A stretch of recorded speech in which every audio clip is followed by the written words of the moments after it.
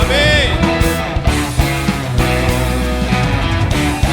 죄 많은 이 세상은 내 집안이네. 내 모든 고아는 저 하늘에 있네. 저 천국 문을 열고 나를 부르네. 나는 이 세상에 정들 수 없도다. 우리 다시 한번 죄 많은 이 세상, 죄 많은 이 세상은 내 집안이네. 내 모든 고아는 제 하늘에 있네. 저 천국 문을 열고 나를 부르네. 나는 이 세상에 잠들 수 없도다. 오 주님, 오 주님 같은 친구 없도다. 저 천국 없으면 난 어떻게 하나. 저 천국 문을 열고 나를 부르네. 나는 이 세상에 정들 수 없도다. 저 천국에서 모두 날 기다리네. 내 주 예수 피로 죄 씻음 받았네. 나 비록 약하나 주님 날 지키리. 나는 이 세상에 정들 수 없도다. 오 주님, 오 주님 같은 친구 없도다. 저 천국 없으면 난 어떻게 하나. 저 천국 문을 열고 나를 부르네. 나는 이 세상에 정들 수. 우리 다시 한번 오 주님, 오 주님 같은 친구 없도다. 저 천국 없으면 난 어떻게 하나. 저 천국 문을 열고 나를 부르네. 나는 이 세상에 정들 수. 우리 목소리 높여. 저 영광의 땅에 나 길이 살겠네. 손잡고 승리를 외치는 성도들. 그 깊은 찬송 하늘 울려 퍼지네. 나는 이 세상에 정들 수 없도다. 오 주님 같은 친구 없도다. 저 천국 없으면 난 어떻게 하나. 저 천국 문을 열고 나를 부르네. 나는 이 세상에 정들 수 없도다. 오 주님 같은 친구 없도다. 저 천국 없으면 난 어떻게 하나. 저 천국 문을 열고 나를 부르네. 나는 이 세상에 정들 수. 나는 이 세상에 한 번 더. 나는 이 세상에, 나는 이 세상에 정들 수 없도다. 아멘. 주님 같은 친구 없음을 고백합니다. 아멘. 우리 앉아서 찬양하겠습니다.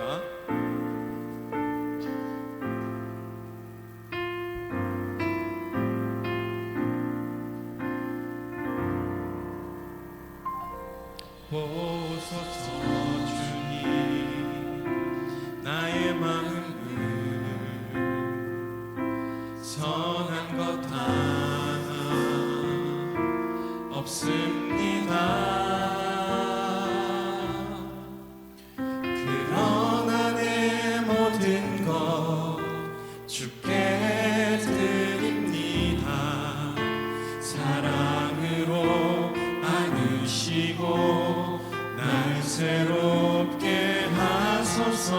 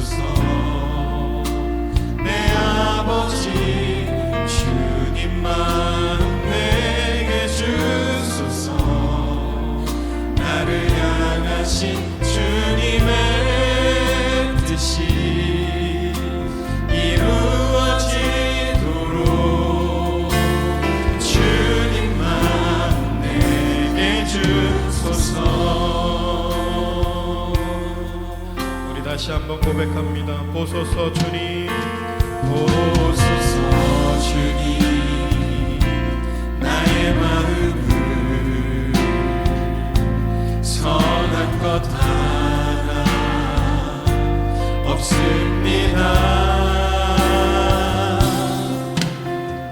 그러나 내 모든 것 주께 드립니다. 사랑으로 안으시고 날 새롭게 하소서. 주님만 내게 주소서.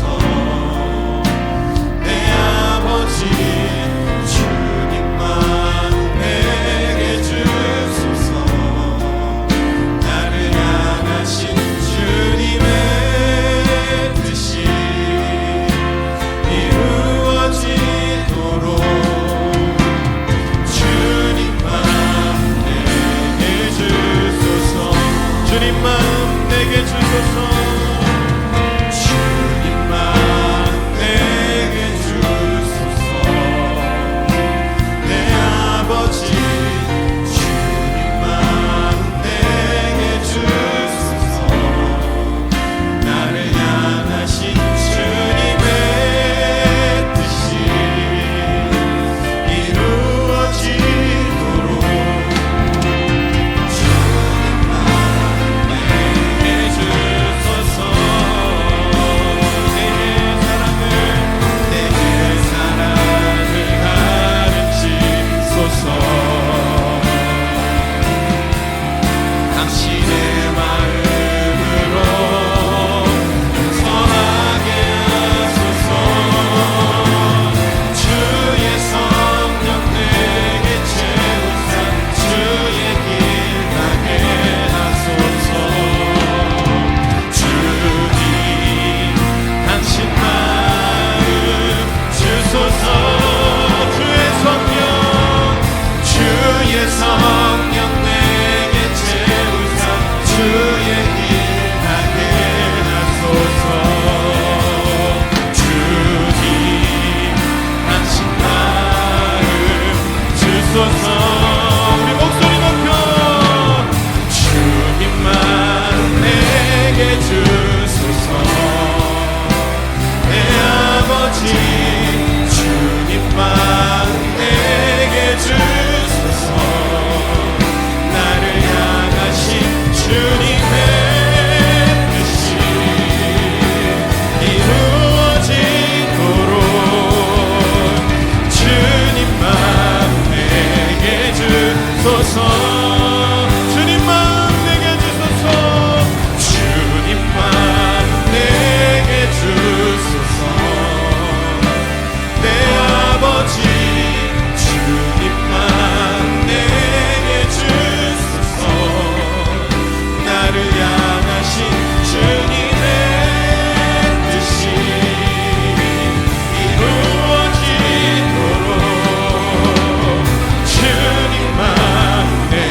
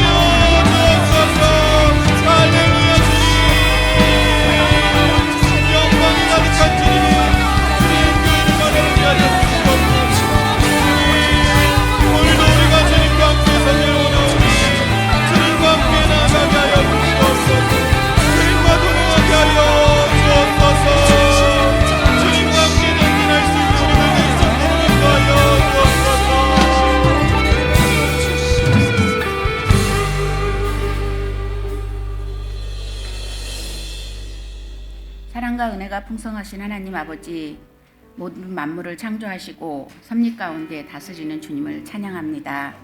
오늘 이 거룩한 주일에 저희를 주님의 전으로 불러주시니 진심으로 감사드립니다.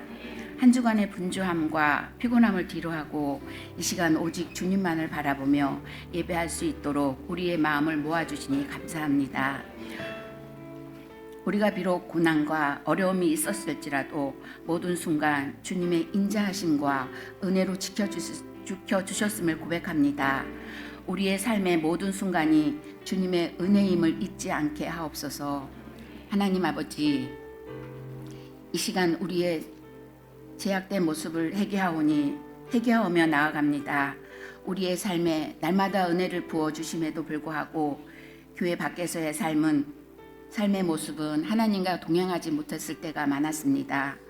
하나님을 찬양하며 살아가야 했지만 실족하여 불만 불평을 늘어놓을 때가 많았습니다. 하나님을 경배해야 했음에도 불구하고 허탄한 것에 매여 하나님을 잊어버리고 살았음을 고백합니다. 저희의 잘못을 용서하여 주시옵소서. 오늘 예배를 통하여 은혜를 충만히 받고 주님을 따라 살아가는 복된 삶을 살아가게 하여 주시옵소서. 영적으로 어두운 눈을 열어주셔서 하나님 아버지께 하시는 일을 깨닫게 하시고 인도하심을 체험하고 영적 활력을 되찾아 기도의 뜨거움이 회복되게 하시고 하나님 나라 확장을 위해 쓰임받는 우리가 되게 하여 주시옵소서. 두 날개로 날아오르는 건강한 예일교회를 축복하시어 두 날개 1500 비전을 이루어가게 하심을 감사드립니다. 1500명의 평신도와 사역자 세우며 150명의 선교사를 세우는 교회가 되게 하여 주시옵소서. 또한 15호 선교사가 파송되게 하시고 예비 선교사가 말씀과 성령 충만함으로 잘 준비되게 하시고 하나님 때에 파송되게 하여 주시옵소서. 주님, 이 나라 이 민족이 제약을 버리고 주님께 돌아오게 하여 주시옵소서. 국정의 혼란으로 정치 경제가 혼란에 빠져 있사오니 국정이 안정되고 위정자들이 하나님을 두려워하고 진정으로 국민을 위해 정치하게 인도하여 주시옵소서. 특히 이 시간 병상에 있는 성도들, 경제적으로 어려움을 겪는 이들, 마음의 상처로 고통받는 이들을 기억하여 주시옵소서. 주님의 위로와 치유의 손길로 그들을 만져주시고 새로운 소망과 평안을 허락하여 주시옵소서. 단위에 세우시는 목사님, 성령의 능력을 더하여 주셔서 목사님이 전하시는 말씀을 통하여 주님의 음성을 듣게 하여 주시옵소서. 말씀을 통하여 10년 가운데 마르지 않는 영적 샘물이 솟아나게 하여 주시옵소서. 목사님 가정을 축복하시고 사역을 함께 하시는 사모님 건강을 지켜주시고 기도 응답을 누리고 사역을 감당할 능력을 허락하여 주시옵소서. 새 자녀들에게도 지혜와 명철을 주시고 하나님 주시는 가치관으로 세상을 바라보며 주님의 영광을 나타나게 하여 주시옵소서. 이 시간 예배를 위해 봉사와 헌신하는 손길을 축복하시고 할렐루야 찬양대의 찬양을 흠양하여 주시옵소서. 오늘도 살아 역사하시는 우리 주 예수 그리스도의 이름으로 기도하옵나이다. 아멘.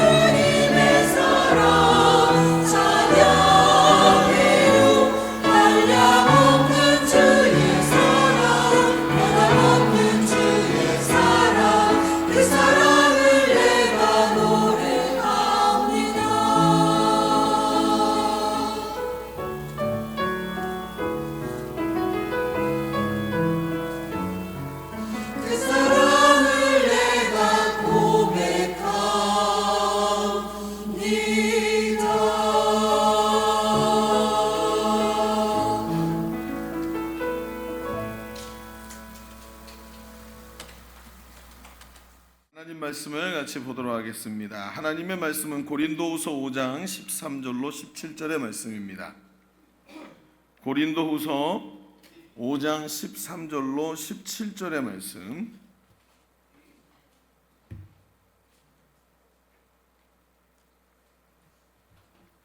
고린도후서 5장 13절로 17절의 말씀. 요즘에 우리 교회가 선교사가 지금 다 복귀를 하고 이제 나가 있는 선교사가 없죠. 그래서 저희가 이제 다음 선교사를 위해서 기도하고 있는데 15호 선교사가 나가게 되면 그 다음부터 16호, 17호가 계속 연결해서 나가게 돼 있습니다. 지금 구조가 그렇게 돼 있거든요. 그래서 우리가 선교를 위한 기도를 멈춰서는 안 됩니다. 지금도 꼭 기도할 분들이 필요해서 이 시간에 우리 선교 비전 예배를 또 잘 세워가야 됩니다. 꼭 오셔서 함께 은혜의 시간 되시기를 바랍니다. 자, 우리 한 절씩 교도하겠습니다. 고린도서 5장 13절. 우리가 만일 미쳤어도 하나님을 위한 것이요 정신이 온전하여도 너희를 위한 것이니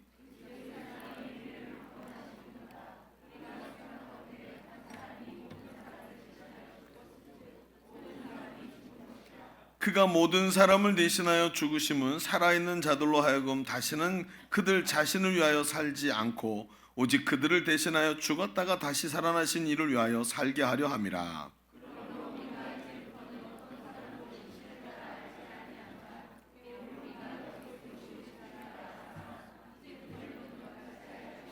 함께 봅니다. 그런즉 누구든지 그리스도 안에 있으면 새로운 피조물이라 이전 것은 지나갔으니 보라 새 것이 되었도다. 아멘. 여러분, 미국의 강철왕이라고 불리는 카네기라는 이 사업가가 있었죠. 이 사업가가 대단한 성공을 이루신 분이고 정말 얼마나 큰 부를 이루시고 이랬는지 나라의 대소사에 영향을 미칠 만큼 아주 이런 영향력 있는 사람이었습니다. 근데 이분의 이 집무실에 가면 특이한 게 하나 있었는데, 집무실에 걸려 있는 이 그림이 하나 이제 회자되는 이야기로 남아 있습니다. 거기에 가면 그림이 뭐가 걸려 있냐면 배가 한 척이 그림에 그려져 있는데 그 그림이 대양을 향해서 돛을 쫙 올리고 바람을 확 받으면서 달려가는 그런 멋진 모습이 아니라 배 한 척이 모래톱에 탁 걸려 있는 장면입니다. 썰물이 쫙 빠져나가서 모래톱에 배가 턱 걸려서 옆으로 탁 누워 있는 거예요. 도대체 이게 뭔가? 이렇게 어마어마한 회사를 운영하시는 분이 패기 있고 희망 있게 쫙 나가는 그런 모습을 그려놓은 게 아니라 턱 하고 누워 있는 거예요. 가지도 못하고. 그래가지고 사람들이 보고 의아하게 여기는데 그 밑에 글귀가 하나 작게 적혀 있는 걸 보면 이해가 된다는 거예요. 거기 글귀에 뭐라고 써 있냐면 곧 밀물이 온다라고 쓰여 있는 것입니다. 참 기가 막히죠. 여러분, 그러면서 이 이야기가 사람들에게 회자되기 시작한 거예요. 여러분, 무엇을 의미하는 걸까요? 곧 기회가 온다는 거예요. 여러분, 저렇게 대단한 부호이고 사업가이고 막 정부의 나라에 영향을 미칠 만큼 대단한 사람도, 이 인생을 성공했다고 말하는 사람도 내가 잘 될 거야, 멋있어, 앞으로도 나를 통해서 위대한 일이 일어날 거야, 이렇게 생각하면서 살아가는 게 아니라 날마다 삶이 모래톱에 걸려 있는 것 같다는 거예요. 그러면서 어때요? 뭘 바라보는 거예요? 곧 기회가 온다, 곧 때가 온다. 이걸 바라보면서 오늘도 가고 간다는 것이죠. 그러다 보니까 그런 어려운 속에서도 그것이 소망이 되고 희망이 되고 앞으로 변화, 기회가 온다는 것을 바라보기에 그 기회를 향해서 준비하는 시간을 살아간다는 거예요. 여러분, 그렇습니다.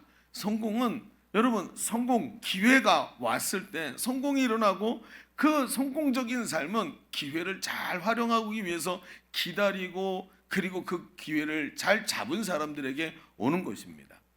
그런데 여러분, 누구나 사람에게는 바로 이런 인생의 기회가 찾아온다는 것을 우리가 이 반어적으로 알게 됩니다. 누구나 말이죠. 저 대단한 사람도 인생이 그리 편하거나 삶이 늘 잘 되는 게 아니라 기회가 찾아와야 된다면 이 땅에 있는 모든 사람에게 그 인생에 기회가 온다는 거죠. 그런데 이런 기회는 대부분 어떤 일을 뒤에 가지고 있냐면 대부분 변화를 전제로 하고 있다는 거예요. 기회라는 것은 변화를 전제로 우리에게 다가온다는 거예요.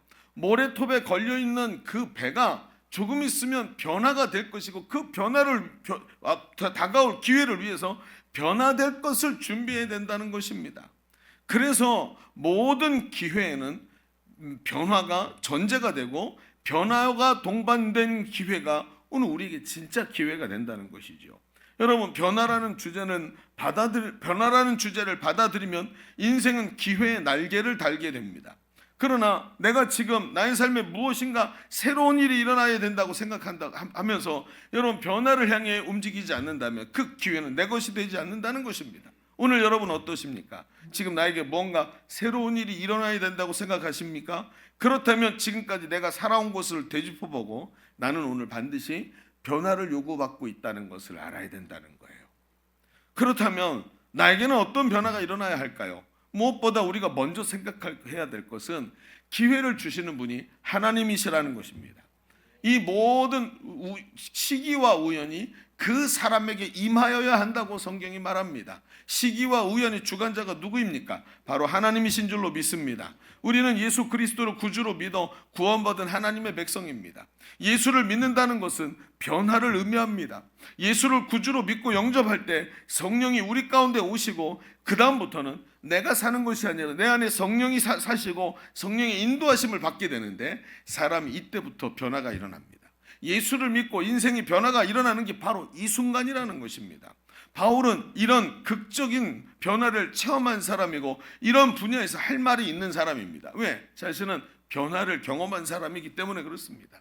성령이 자기에게 오시고 지금까지 자기 눈을 막고 있던 비늘 같은 것이 뚝 떨어지면서 인생에 다른 것이 보이고 완전히 다른 변화를 체험했기 때문에 그렇죠. 그런 성령을 체험하고 강력한 변화를 경험하였고, 그 변화가 바울의 인생에 엄청난 기회를 가져다 준 변화였다는 거예요. 오늘 우리가 이 말씀을 그래서 좀 보려고 합니다. 오늘 하나님은 바울에게 어떤 변화를 요구하셨고 어떤 기회가 그에게 주어졌을까요? 오늘 우리는 그리스도인으로서 구원의 은혜를 체험하고 변화를 요구받는 자리에 서 있습니다. 나는 오늘 어떤 변화를 통해서 어떤 자리에 서야 할까요? 하나님은 무엇을 원하실까요? 오늘 이 말씀을 통해서 깊이 한번 다시 점검해 볼 수 있는 귀한 시간들이 되시기를 주님의 이름으로 축복합니다. 자, 주보 3면을 펼쳐보시면 오늘 말씀의 제목은 기회와 변화라고 우리가 정해놓고 이야기를 좀 펼쳐가 보시죠. 기회와 변화입니다. 이 두 가지의 상관관계는 이미 앞에 말씀을 드렸습니다. 그렇다면 오늘 이 변화의 자리로 오늘 좀 가보십시다. 첫 번째 이렇게 한번 써보시죠. 무엇이 변화돼야 할까요? 변화된 그리스도인은 인생의 목적이 달라진 사람입니다. 인생의 목적이 달라진 사람이 변화된 그리스도인입니다. 인생의 목적이 달라진 사람이래요. 자, 이제 이야기를 조금 풀어가 봅시다. 오늘 우리가 읽은 말씀은 우리가 아주 좋아하는 구절을 담고 있죠. 그런즉 누구든지 그리스도 안에 있으면 새로운 피조물이라. 이전 것은 지나갔으니 보라 새 것이 되었도다 라고 말하는 아주 우리에게 익숙한 구절입니다. 그런데 그 구절과 포함돼서 앞으로 쭉 올라가니까 앞에는 우리가 잘 알지 못하는 이야기가 쓰여져 있는 게 보입니다. 자, 그 얘기를 펼쳐봅시다. 바울은 이 본문을 통하여 예수 그리스도로 말미암아 변화된 자신의 사역과 삶의 동기에 정의를 내리게 됩니다.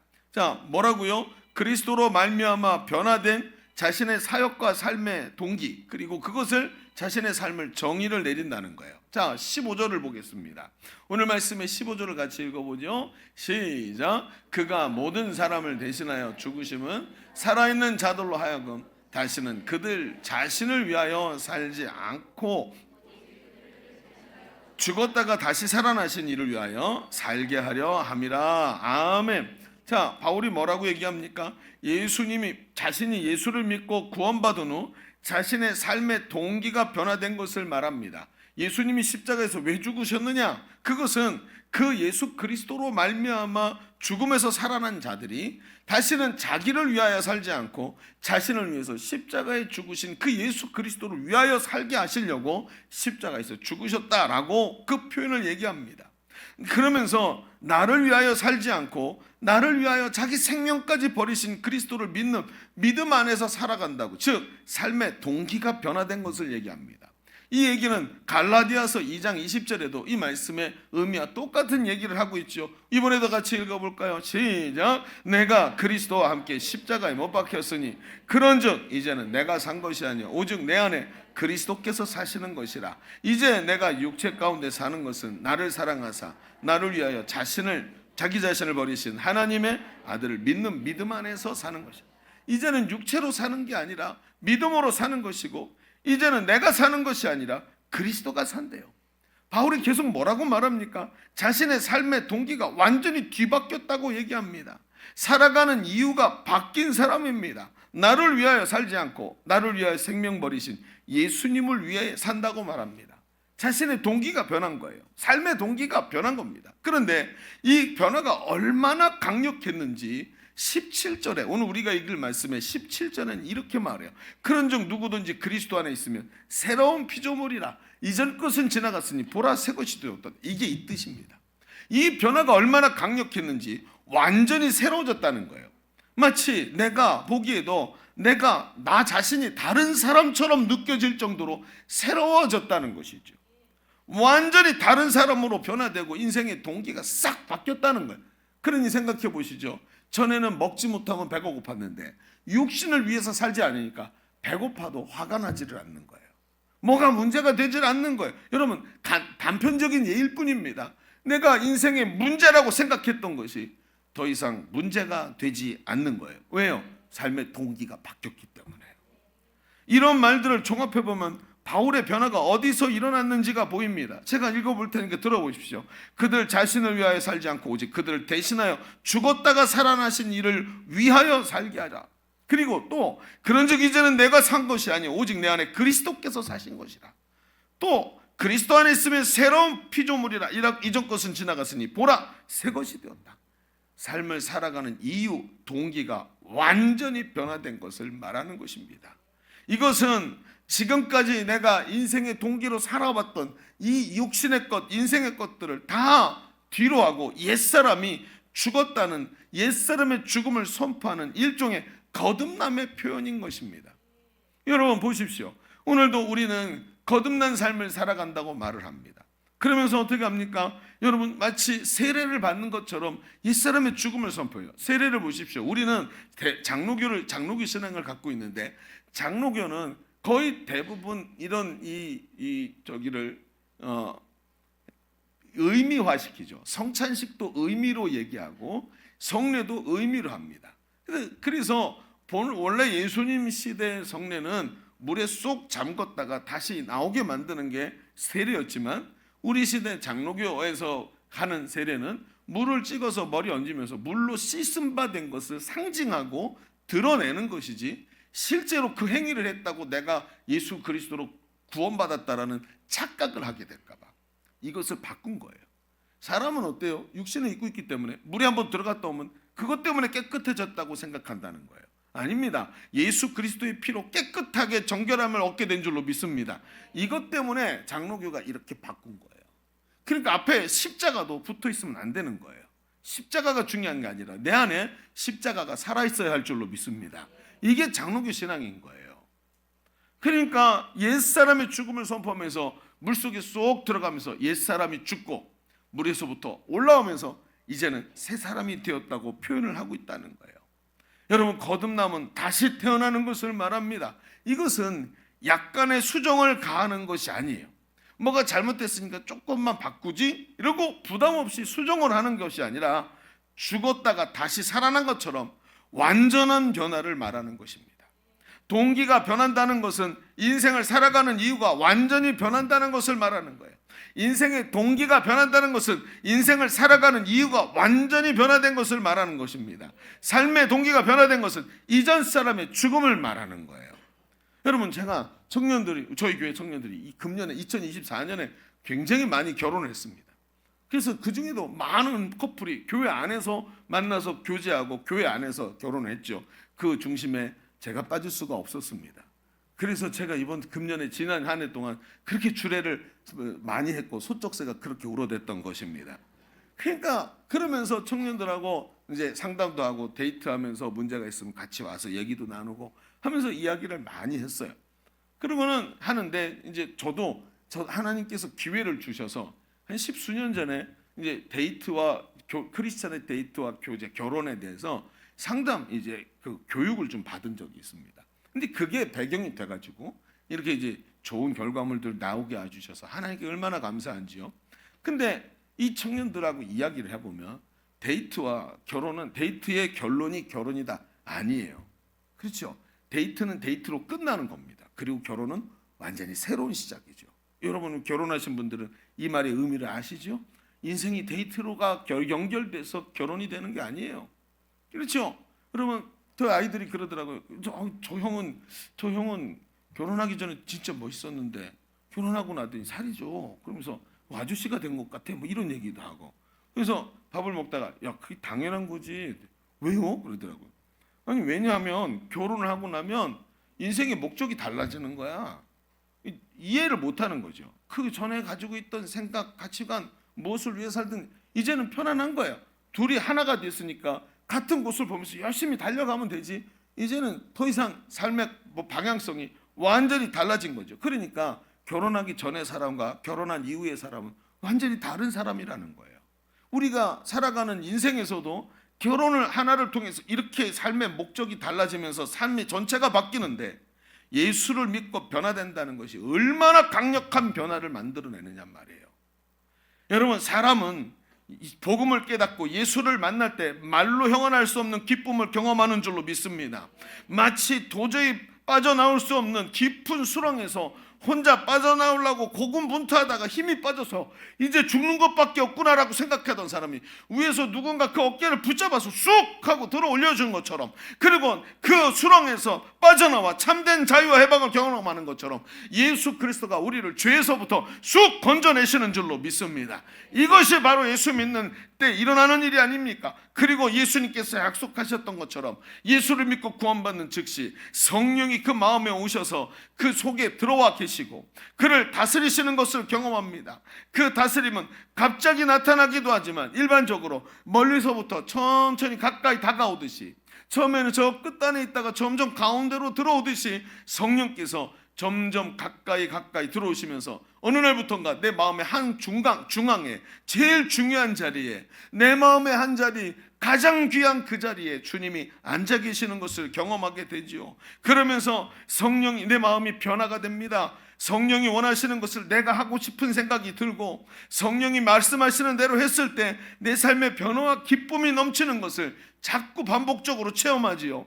그러면서 점점 사람이 삶의 목적이 강력하게 변화가 됩니다. 주님을 따라 사니까, 내 안에 성령이 말씀하시는 대로 순종하면서 사니까 삶이 변하는구나, 정말 기쁨이 넘치는구나, 말씀이 내 안에 거주하고 성령이 내 안에서 일하게 하시는 게 이렇게 좋은데 하면서 신앙이 성장함에 따라 점점 내 생각보다는 성령이 원하시는 것을 따르고 싶은 마음이 자꾸 들어옵니다. 죄와 악한 생각, 더러운 패턴들, 세상에서 즐기던 쾌락들, 이런 것들이 점점 싫어지기 시작합니다. 예전엔 좋아하던 것들이 이상하게 유치하고 고작 저거 하자고 저렇게 내가 목매고 살았었나 하는 생각이 들지요. 완전히 달라지기 시작합니다. 그런데 반대편에서는 그게 참된 것과 아름다운 것이 보이기 시작합니다. 야, 예전에도 이게 이렇게 귀한 거였나? 이렇게 좋은 거였나? 하면서 좋아지기 시작하는 거예요. 여러분, 제가 있잖아요, 나이를 조금씩 먹고 40대 지나기 시작하면서 50대로 딱 들어서는데 희한한 경험을 했습니다. 꽃이 너무 예쁜 거예요. 이럴 수가. 꽃은 변하지 않았는데 왜 그 옛날 유행가 중에 꽃밭에 앉아서 그 노래 있잖아요. 그 노래가 가슴에 은혜가 되네. 꽃이 얼마나 좋은지요. 그래가지고 요즘에 저희 노회에서도 가슴 뜨겁게 이제 변화를 이루고 있는 목사님들, 이제 둔하게 사역하면서 전도 열심히 하고 제자 세우려고 막 기도하면서 하시는 목사님들이 우리 교회에서 영향 받아가지고 막 교회가 변화되고 있어요. 그분들은 이제 저를 보면, 저랑 이제 제 아내를 보면 한마디라도 더 듣고 싶어서 어떻게 하면 더 잘할 수 있는지 좀 가르쳐 달라고 막 이래요. 그래서 앉아서 커피숍에 앉아서 같이 커피 마시면서 야, 저 꽃 진짜 이쁘다. 그러면 그 목사님들 뭐라는지 아세요? 목사님, 지금 눈에 꽃이 들어오십니까? 제가 옛날에 그랬거든요. 어느 정도였냐면요, 저희 아이들이 자랄 때 그렇게 가장 예쁠 때 그때 기억이 하나도 안 나요. 5살, 6살, 7살 때 사진만 기억이 나고 애들이 얼마나 귀엽고 예뻤었는지 기억이 안 나요. 왜? 그때 제가 꽃이 안 보이던 시절이었거든요. 그게 너무 좋아서, 하나님 나라를 세우는 게 너무 좋아서, 말씀이 사람을 변화시키는 게 너무 흥분이 돼가지고 한 사람이 변화되는 것에 목숨을 걸 수도 있겠다라는 생각이 들 정도로 너무나 좋더라고요. 사람이 변화되는 게 이렇게 좋구나. 예수님은 얼마나 기쁘실까? 영혼이 구원받는 게 얼마나 기쁘실까 우리 예수님. 그러니까 한 영혼 때문에 막 가슴이 뜨거우니까 그것 때문에 사는 거예요. 그러니까 예전엔 그렇게, 여러분 제가 목사 아들로 태어나서 목사 아들로 살았잖아요. 제일 싫은 게 누군지 아세요? 교인이에요. 세상에서 제일 꼴보기 싫은 게 교인이었어요. 제 청소년 시절에. 우리 아버지 괴롭히고 맨날 밤낮 없이 전화하고 막 집안에 찾아오고 막 자다 일어나서 빤스 입고 막 옆으로 도망가야 되고 막 방 내드려야 된다고 막 그랬던 게 교인이니까. 그런데 세상에서 제일 소중한 게 성도요, 제자가 됐어요. 가치를 깨달으니까. 예전에 참된 것이 그게 보이지 않았었는데 그게 갑자기 보이기 시작해요. 말씀에 순종이 되고 그 말씀이 너무 좋은 거예요. 이 말씀 때문에 내가 살고 이 말씀만 지키면 저 사람이 사는 걸 내가 너무 잘 알아요. 깨질 만한 가정이 말씀이 들어가니까 깨지지 않고 회복이 되기 시작합니다. 할렐루야. 이게 보이기 시작하는 거예요.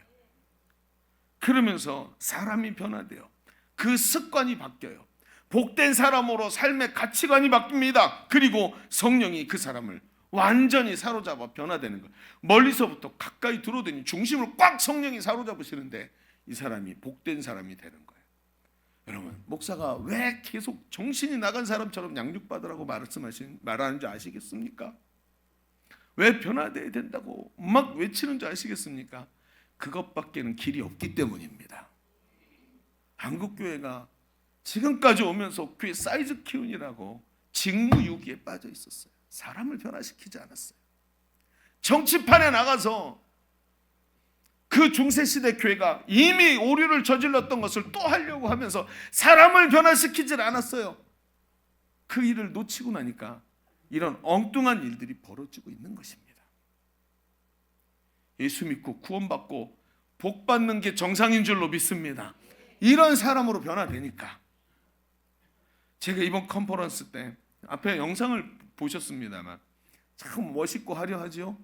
그 멋있고 화려한 게 보이는 게 아니에요. 가면 여러분 마치 종합검진 받는 것 같아요. 여러분 우리가 이 일을 20년이나 했습니다. 맨날 뭐 수레바퀴의 삶 살아야 된다, 제자로 세워져야 된다, 행복 모임 잘해야 된다 이런 얘기하다가 컨퍼런스를 가잖아요. 마치 숲을 위에서 내려보는 것처럼 위에서 한 번씩 쫙 전체를 점검을 합니다. 그래서 마치 종합검진 받는 것 같아요.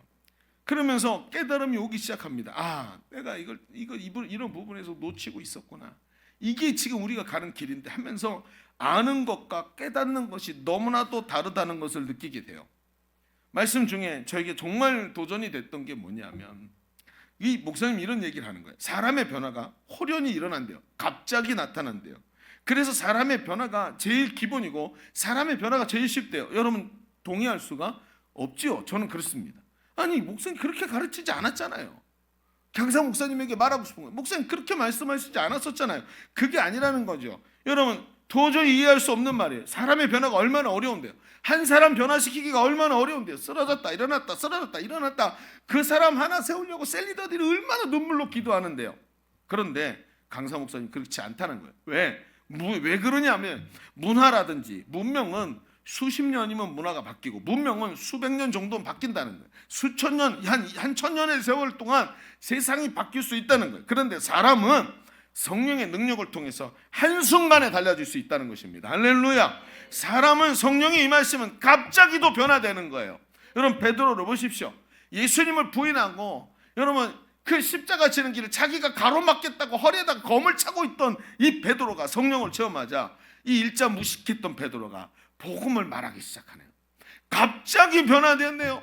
성전 미문에서 안전뱅이를 예수의 이름으로 일으키네요. 여러분 이게 바로 갑자기 변화된 바울. 핍박자 바울을 보십시오. 핍박자 바울이 예수님을 만나더니 눈에서 비늘 같은 것이 뚝 떨어지더니 조금 전까지 보이지 않던 것이 갑자기 보이기 시작해요. 예수가 그리스도시구나. 여러분, 1시간 전까지 모르던 것이 갑자기 보이기 시작합니다. 그러면서 예수를 위해 목숨 건 증인으로 변화된 줄로 믿습니다. 이게 뭐입니까? 성령과 동행하는 사람에게 나타나는 일이에요.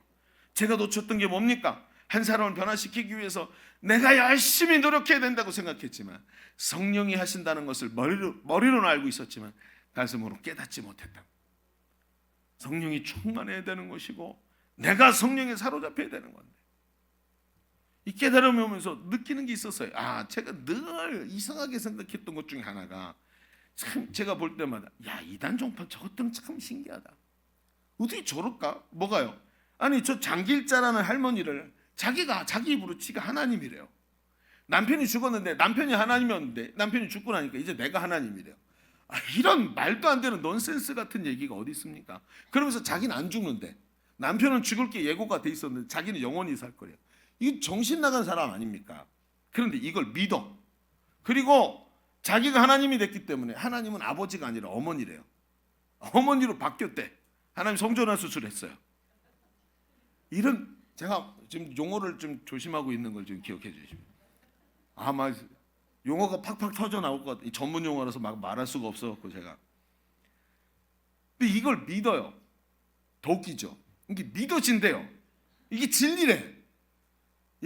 여긴 그나마 그래. 저 신천지 가보십시오. 이만희가 자기가 보혜사래요. 더 웃겨. 보혜사가 뭐죠? 영으로 오신 성령이잖아요. 자기 육신을 입고 밥 처먹고 똥 싸면서 지가 성령이래. 말 같은 소리를 해야죠. 그런데 신천지에서 정신 나간 것처럼 그를 쫓아가고 그게 맞대. 그게 진리래요. 왜 그런 줄 아십니까? 디모데전서 4장 1절에 그 이유를 말하고 있어요. 같이 읽어볼까요? 시작. 그러나 성령이 밝히 말씀하시기를 후일에 어떤 사람들이 믿음에서 떠나 미혹하는 영과 귀신의 가르침을 따르리라 하였으니. 그렇죠. 나중에 이런 일이 그 나중에 언제? 후일에. 오늘 요즘 우리 시대 이런 일들이 벌어진대요. 믿음에서 떠나 미혹하는 영, 귀신이 사람의 마음을 확 사로잡아서 그게 믿어지게 만든다는 거예요. 미혹의 영이 사람을 속이고 있다는 거예요. 근데 앞에 그 생각들을 성령이 바꾸시는구나 하고 깨닫고 있는데, 이게 확 떠오르면서 하나님께 가르쳐 주시는 게 있는 거예요. 그렇지.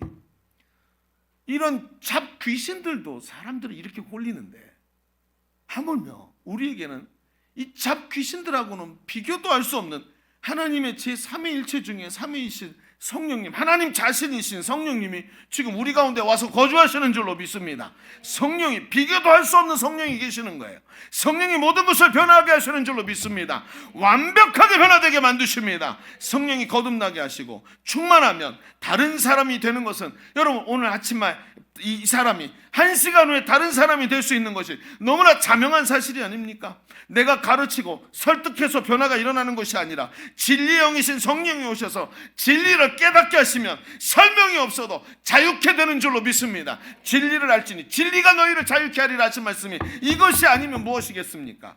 설명할 수 없는 변화가 제 속에 일어났던 것처럼 그 사람 속에도 일어나고 여러분 속에도 일어날 줄로 믿습니다. 이것이 바로 변화라는 거예요. 변화.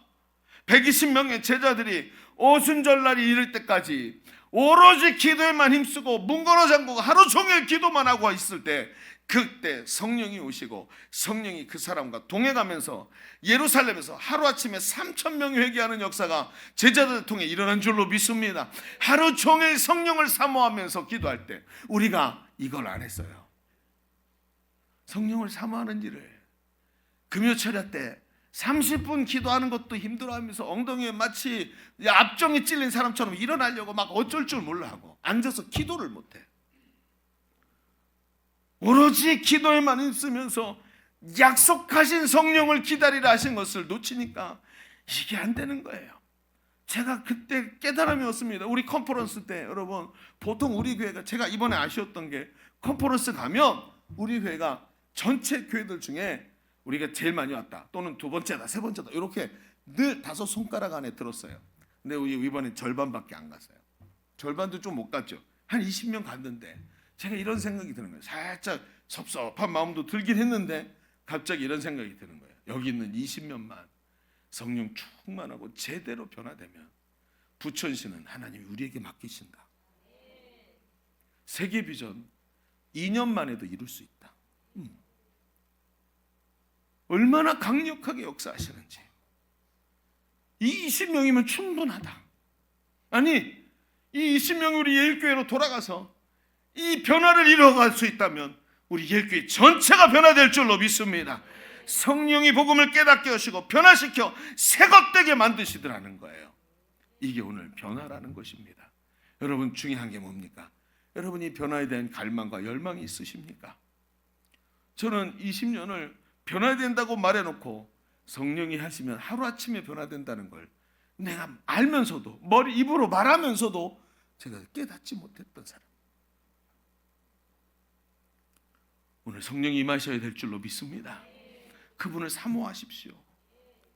세일의 새벽 기도에 막 머리 뒤밀고 막 졸려도 어떻게 와가지고 머리 뒤밀고 와가지고 하나님 앞에 엎드렸던 그 열정을 가지고 오로지 성령의 임하심을 기대하면서 성령이 사로잡히는 우리 사랑하는 성도들 되시기를 주님의 이름으로 축원합니다. 그때 변화가 일어나는 거예요. 그러면서 모든 것을 하나님께 맡겨드리고 하나님이 하시도록 내어드리게 됩니다. 그러면 어떤 결과가 와도 상관이 없어요. 내 뜻대로 안 돼도 괜찮아요. 왜? 성령이 나보다 더 사랑하시는 성령께서 그의 주의 뜻대로 우리를 인도하실 줄로 믿습니다. 그래서 걱정이 안 되는 거예요. 하루아침에도 하나님의 역사하시면 된다는 것을 알고 있기 때문에. 자, 우리 첫 번째 얘기를 좀 정리해 보십시다. 우린 지금까지 기회라는 것이 변화를 요구하고 변화가 기회의 필수 요소라는 이야기를 하면서 하나님 앞에서 변화가 무엇인지를 보았습니다.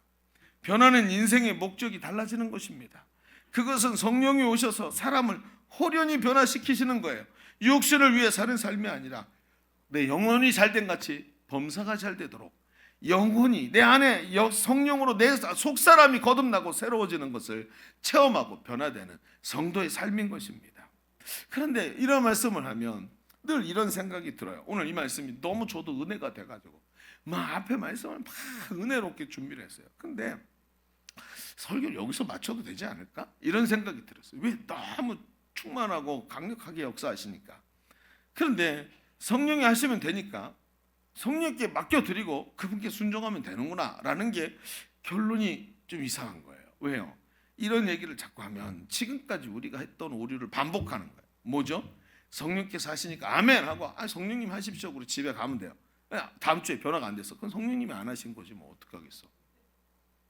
그렇죠? 피해갈 수가 없어요. 지금까지 우리가 그렇게 했기 때문에. 그럼 어떻게 할까요? 여러분, 변화에 있어서 내가 할 일은 없다는 결론이 나와서는 안 되는 거죠. 그렇죠? 성경도 그렇게 말하지 않죠. 두드리는 자에게 열어주신다 그랬잖아요. 그러면 말씀이 여기서 멈추면 안 되는구나. 이제 제가 항상 말씀을 볼 때는 이렇게 봐요. 진짜 주님이 원하시는 게 뭐냔 말이에요. 뭔가 빼먹은 게 있는데 뭘 빼먹었을까 하고 말씀을 가만히 보는데 보이는 게 있는 거예요. 자, 두 번째 얘기도 한번 써보시죠.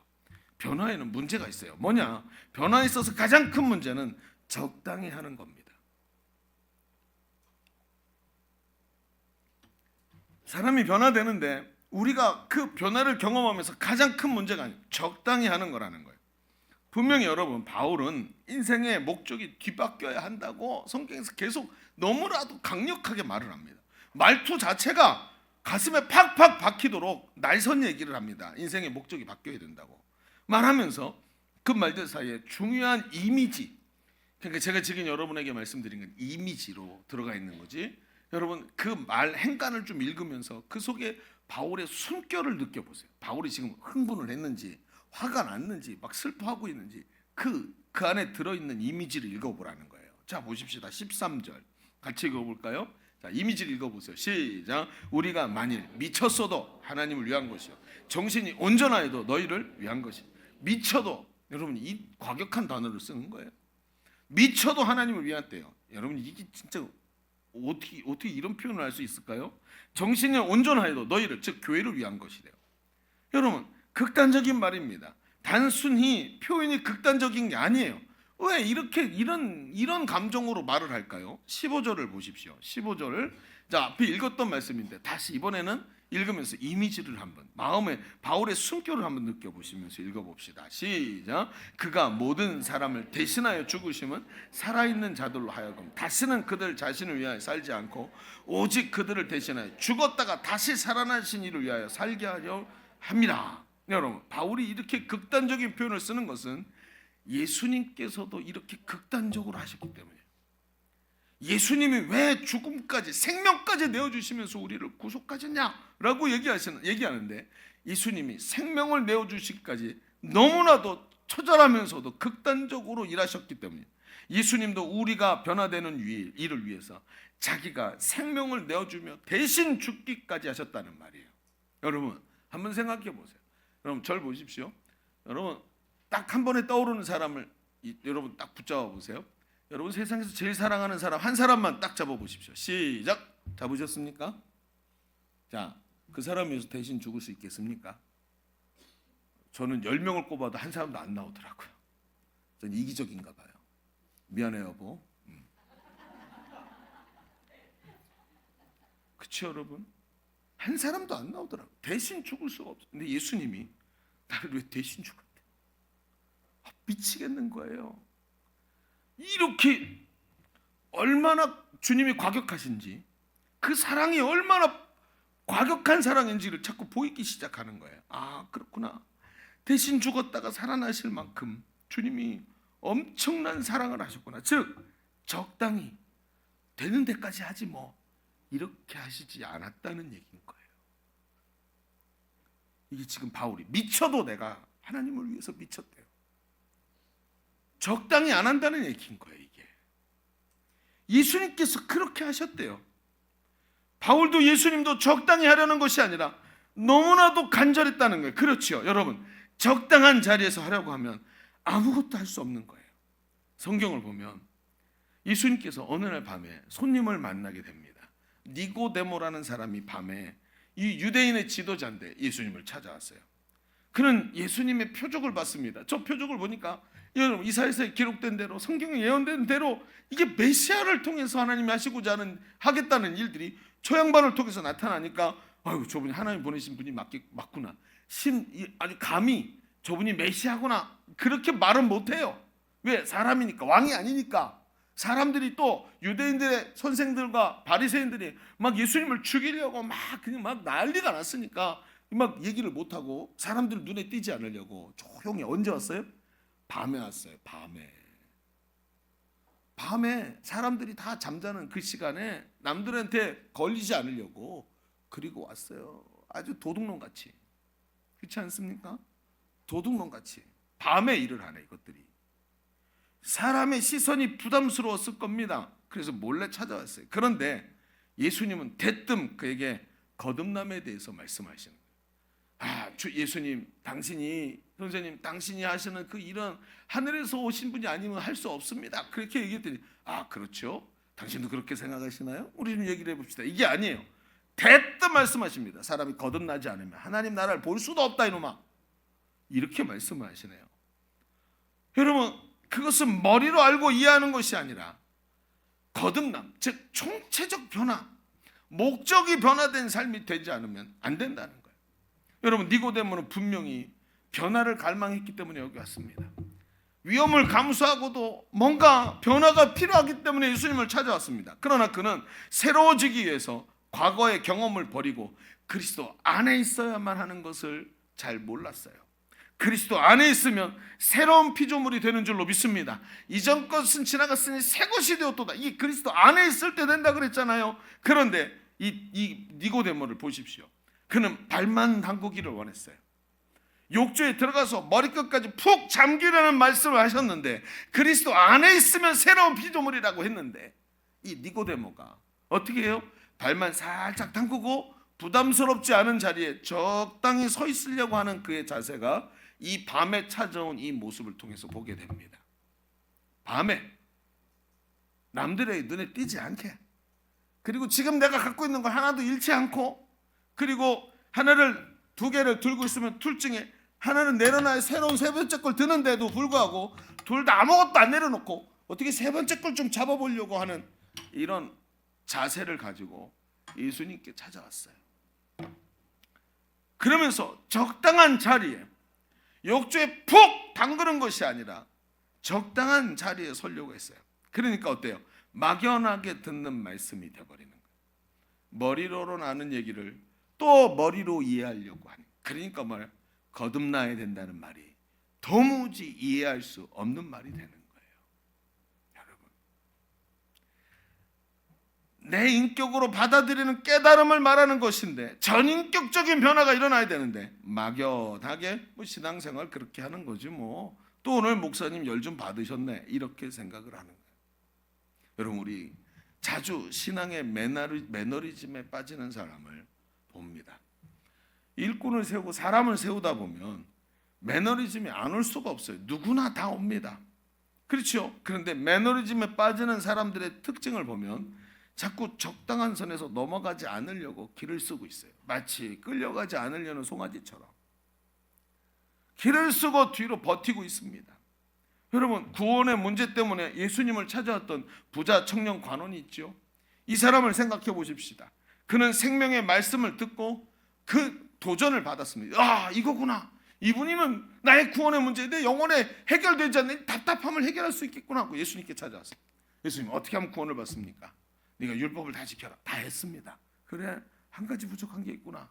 네가 가지고 있는 재물이 너를 가로막고 있으니 재물을 팔아서 다 다른 사람들에게 주고 와서 나를 따르라. 그러면 천국의 재물이 너에게 있을 것이다.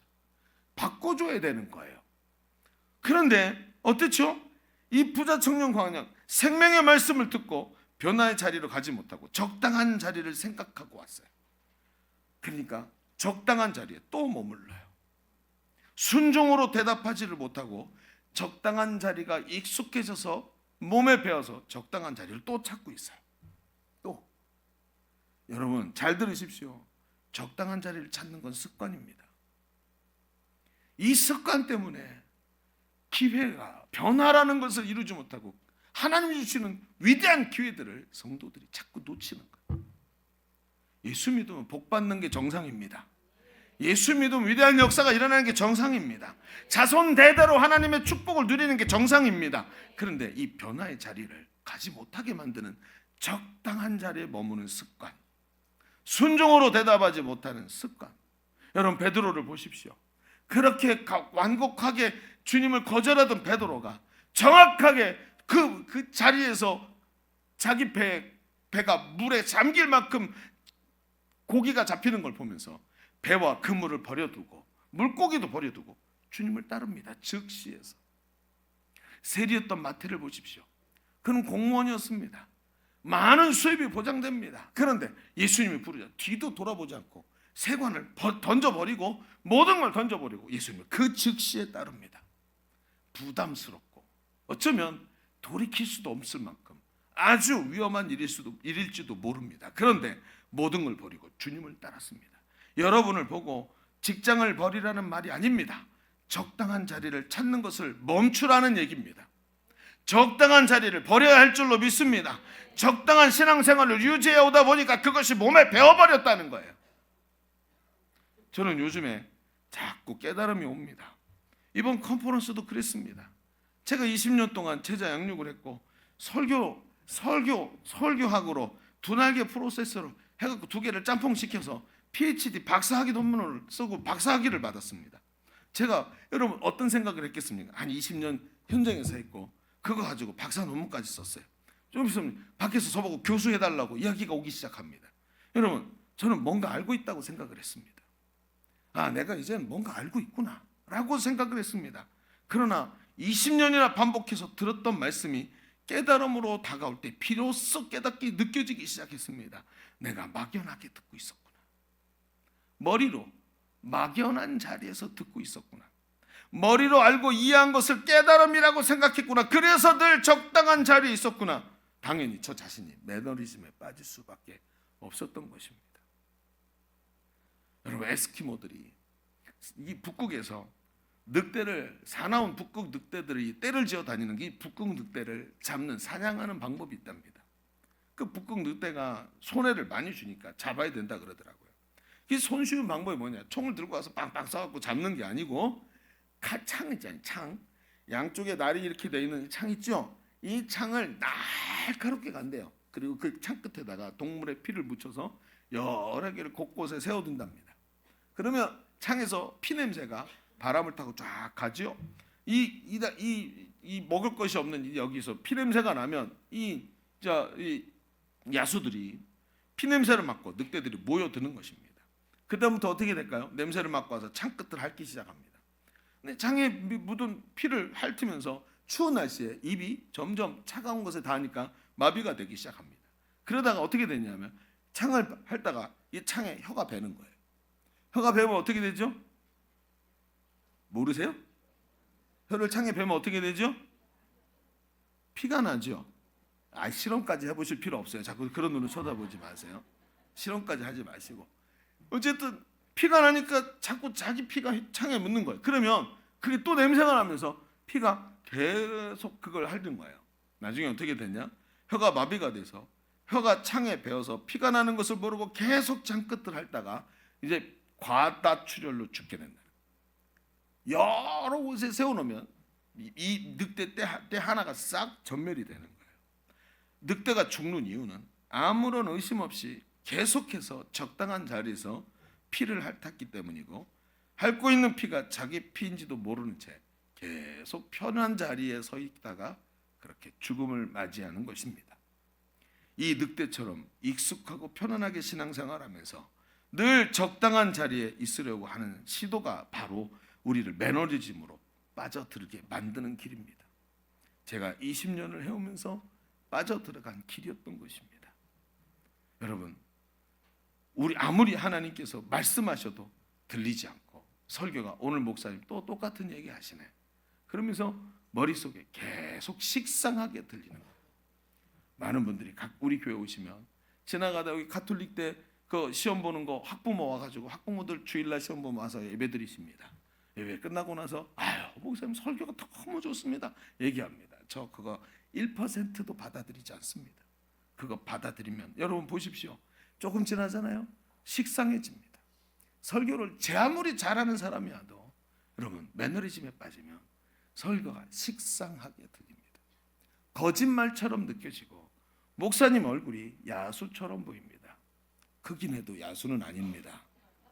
여러분 생각하셔야 됩니다. 적당한 자리에서 변화되지 않고 매너리즘에 빠져 있으면 안 됩니다. 교회는 변화가 일어나야 할 줄로 믿습니다. 중요한 건 내가 변화돼야 되는 거예요. 여러분, 사람이 세상에서 제일 빠르게 변합니다. 아니, 그 사람보다 더 빠르게 변하는 게 나 자신입니다. 결단하면 변화가 일어납니다. 하나님이 하시면 역사가 일어날 줄로 믿습니다. 오순절 다락방에서 오롯이 기도에 힘쓰며 전심으로 구할 때 성령이 임하시고 사람이 호련히 변화된 것입니다. 교회는 변화가 힘입니다. 변화가 일어나야 될 줄로 믿습니다. 한 사람의 변화가 목장의 분위기를 완전히 변화시키는 것을 아시죠? 셀 리더 한 사람이 변화되고 매너리즘을 극복하면 셀 전체가 변화되고 사람들이 성령이 충만한 역사가 셀 리더 한 사람의 변화를 통해서 일어나는 것입니다. 여러분, 그렇습니다. 변화가 힘입니다. 여러분, 목장 안에, 셀 안에 세 가족이 들어왔는데, 세 가족이 복음을 듣고 행복모임을 통해서 들어왔는데, 여러분 양육반에서 복음을 깨닫고 매주 변화되는 모습을 보면 목장 식구들이 다 변화되는 것을 우리는 수도 없이 봤습니다. 그 영향력이, 변화라는 영향력이 가정을 변화시키고, 아버지의 변화가 가정 전체를 변화시키고, 나 자신의 변화가 우리 사업장 전체를 변화시키고, 우리 셀리더, 담임 목사, 이런 사람들의 변화가 교회 전체를 변화시킬 줄로 믿습니다. 여러분, 아주 중요한 얘기입니다. 변화가 힘입니다. 여러분, 한평생이 얼마나 길다고 생각하십니까? 한평생, 얼마 안 되는 이 평생을 살면서 적당한 자리에 양다리 걸치고 있다가 어느 날 눈을 딱 떴더니 하나님 보좌 앞에서 심판받게 되는 이런 황당한 일이 없어야 됩니다. 이런 황당한 일이 일어나서는 안 됩니다. 적당한 자리에서 양다리 걸치는 것이 아니라 오직 성령께 사로잡혀 불같은 성령이 우리 가슴을 변화시키는 역사가 일어나야 할 줄로 믿습니다. 골로새서 1장 29절 같이 읽어봅니다. 시작. 이를 위하여 나도 내 속에서 능력으로 역사하시는 이의 역사를 따라 힘을 다하여 수고하노라. 이게 오늘 우리의 자세가 되어야 될 줄로 믿습니다. 바울도 내 속에서 능력으로 역사하신 이 역사를 따라 힘을 다하여 수고한답니다. 적당한 자리에서 시시하게 믿지 말고 찾고 구하고 두드릴 때 하나님께서 성령의 역사를 우리에게 부어주실 줄로 믿습니다. 여러분, 시작하면서 인생의 기회는 변화가 반드시 동반돼야 기회가 된다고 말씀드렸습니다. 그렇습니다. 변화는 적당한 자리에 머무는 것이 아니라 이전 것이 지나가고 새 것이 되는 거듭남이 이 시간에도 다시 일어나야 할 줄로 믿습니다. 여러분, 영국의 흑인 노예 해방 운동가였던 윌리엄 윌버포스라는 사람이 있었습니다. 이 사람이 미국보다 훨씬 더 앞서서 노예 해방 운동을 했습니다.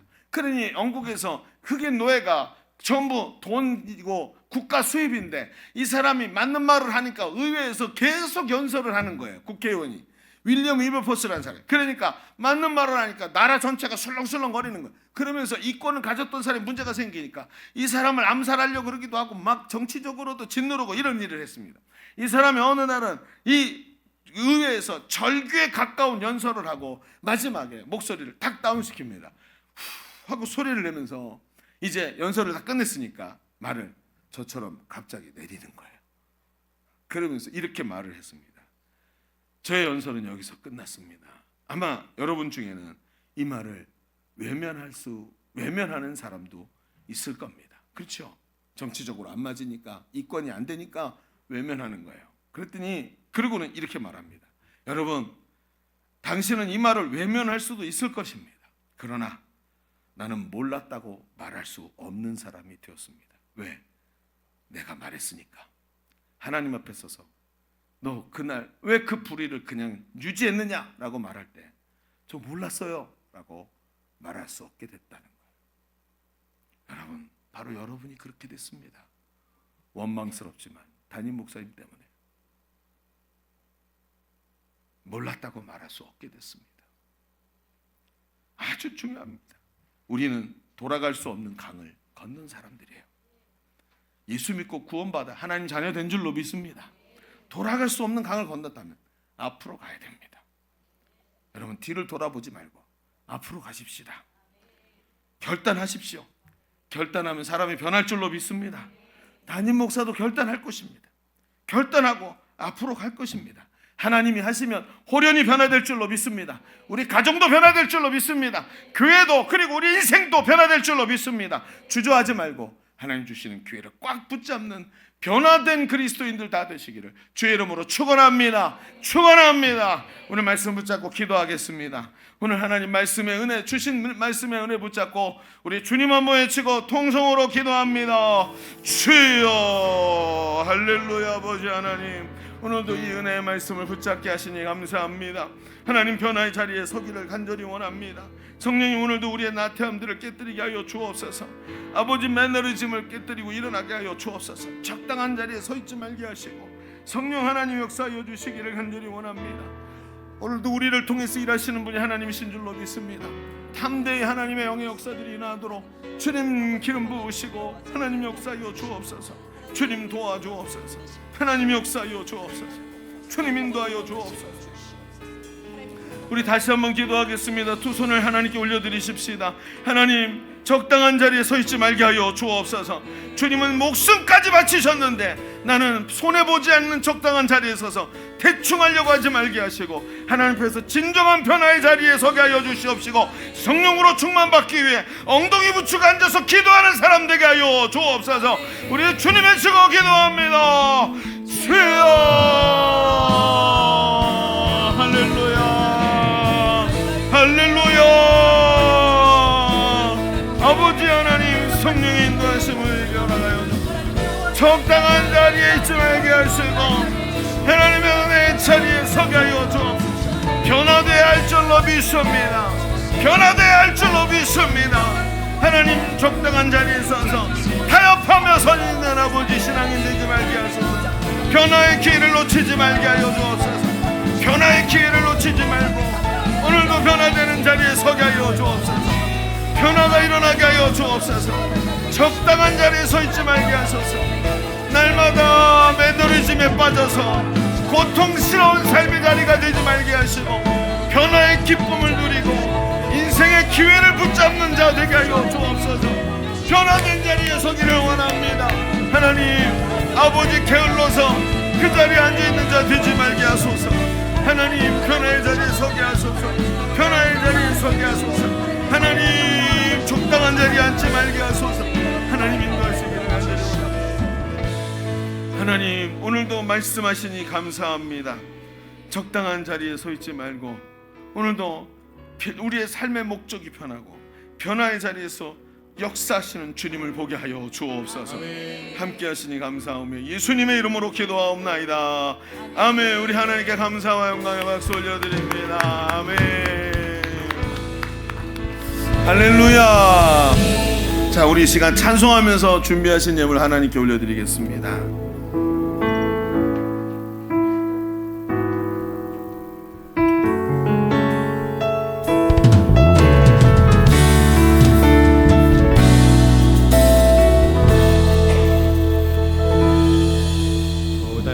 삶의 은혜도 무뎌지고 곧 사라질 것에 내 맘 두네. 헛되고 헛된 것들을 바라보며 그 은혜를 놓치며 살았네. 삶을 묵묵히 살아가며 날 붙드신 주 예수를 보내. 사망 가운데 놓여진 나의 삶을 날 건지신 그 이름 예수.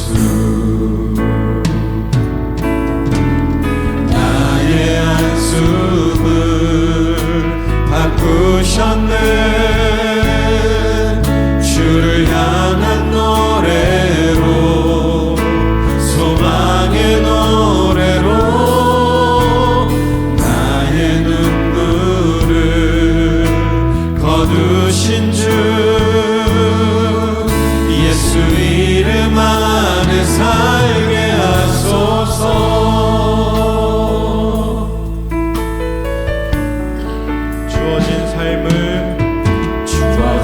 삶을 묵묵히 살아가며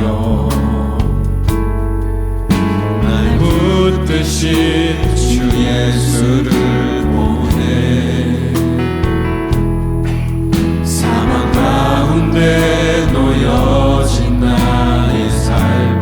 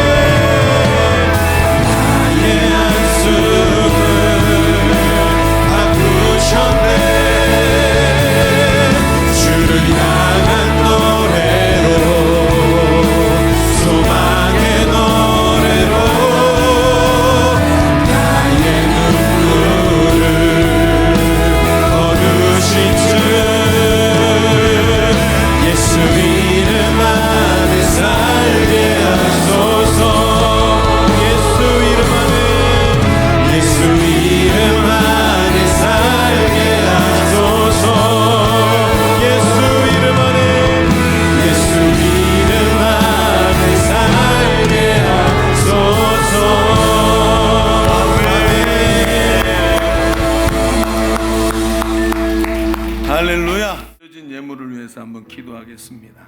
하나님, 참으로 감사합니다. 하나님의 그 위대하신 일에 나를 불러주시고 하나님 나라의 가장 한가운데서 면류관 쓰는 자로 우리를 불러 하나님 앞에 이렇게 믿음의 모습으로 변화의 자리에 서게 하시니 감사합니다. 우리가 하나님 용기가 없어 머무를 때가 있고 주저하기도 하지만 오늘도 성령께서 우리 마음 가운데서 역사하시는 것을 붙잡고 오늘도 변화를 향해 담대히 달려나가는 우리의 삶이 되게 하여 주시옵소서. 하나님 앞에 예배하면서 우리의 중심을 다 다해서 우리의 소중한 것을 이 안에 다 담고 우리의 삶의 주권을 담아 하나님께 예물로 올려드립니다. 하나님 왕 되셔서 우리의 주인 되셨사오니 이 예물을 받으시고 주권적으로 역사하여 주시옵시며 주의 뜻대로 되는 역사가 있게 하여 주옵소서. 우리의 삶이 주의 것 되었음을 선언합니다. 하나님 역사하시고 날마다 하늘의 기름진 것으로 땅의 풍성한 것으로 채우시는 은혜가 우리 삶 가운데 넘치게 하여 주시옵소서. 드린 손길이 복을 받고 우환이 떠나가고 염려와 근심이 떠나가고 하나님이 풍성히 채우시는 것을 경험하는 아름다운 손길들이 되게 하여 주옵소서. 한 주간의 삶 가운데도 함께 하여 주시옵시고 주의 권세와 능력으로 채워주시는 위대한 한 주간의 삶이 되게 하여 주옵소서.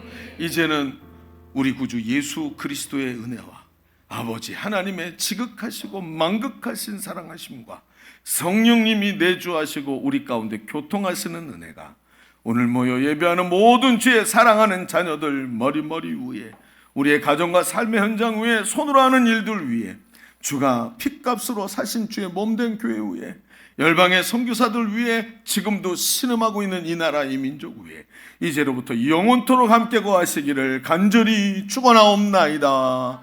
아멘.